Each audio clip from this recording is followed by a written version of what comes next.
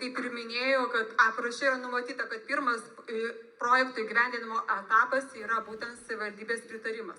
Kaip gerbiamas Kauno rajono meras Valerijus Makūnas pasakė, to pritarimo nėra. Tai tada kyla klausimas, ką mes čia darome ir apie kokius mes teigiamus pusiaukelės namus kalbam, kai tas projekto pirmas įgyvendinimo etapas nėra praeitas.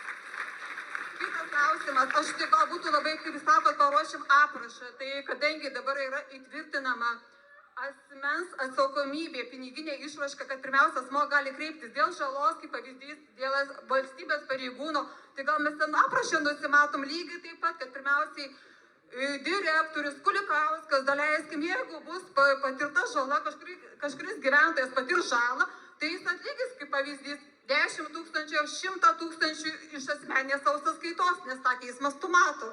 Tai gerbėmieji, gal mes skaitomės su mūsų gyventojais? Ačiū už klausimą.